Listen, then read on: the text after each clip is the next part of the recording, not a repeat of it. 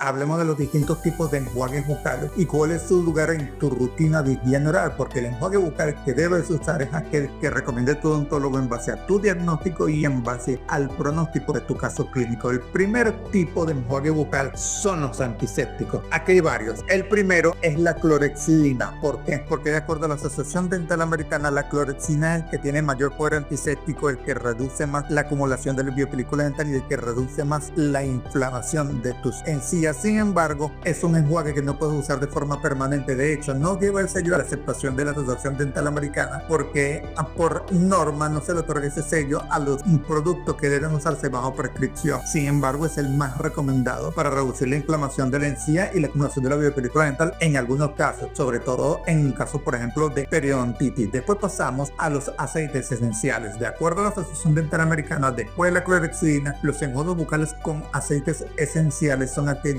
más efectivos, en segundo lugar, en reducir la biopelícula dental y en reducir la inflamación de tus encías. ¿Pero qué es esto de aceites esenciales? Bueno, a nivel comercial los vas a conocer como Listerine. Sin embargo, Listerine no es la única marca que produce este tipo de enjuagues bucales.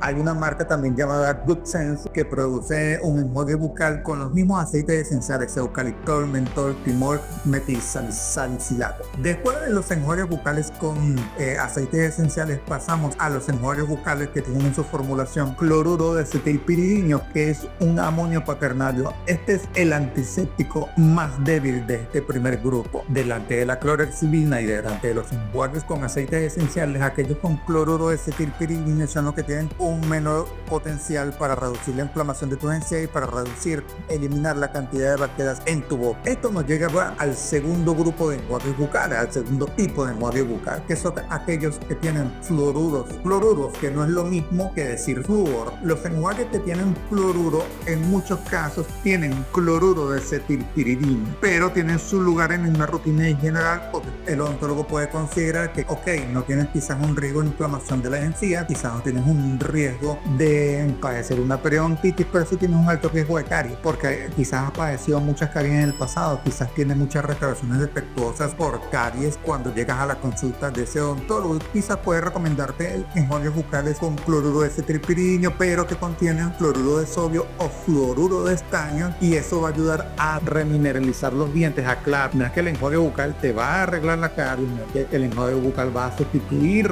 el trabajo del cepillo dental, pero sí tiene un lugar que es la de aportarle flúor a que tienes. Después de este segundo tipo pasamos al tercer tipo de enjuague bucal, que son los enjuagues bucales con ingredientes que aún están fase de experimentación, de estudio, que son, por ejemplo, muchos ingredientes naturales como el aloe vera, como la manzanilla, como el nimbo, como el té verde, incluso como el aceite de coco. De varios de estos ya he hecho videos que he hablado de su efectividad. Por ejemplo, la aloe vera está mostrando que tiene un potencial antiinflamatorio bastante bueno, incluso parecido al de la clorexidina. Sin embargo, falta todavía estudios, pero debes saber que ya hay enjuagues bucales que tienen estos componentes: aloe vera, nimbo, salvadora pérsica, y que ya están a la venta. Quizás tu odontólogo te recomiende alguno de ellos, quizás tú mismo lo hayas comprado por mi cuenta propia, pero debes saber que estos ingredientes naturales todavía están en fase de estudio. Hay estudios sistemáticos, hay metaanálisis que han comprobado la efectividad de algunos, no de todos, pero todavía hace falta más para establecer su efectividad a largo plazo y su seguridad para los tejidos de tu boca, tejidos blandos y tejidos duros. Soy el odontólogo Luis Marcano y hasta el próximo video.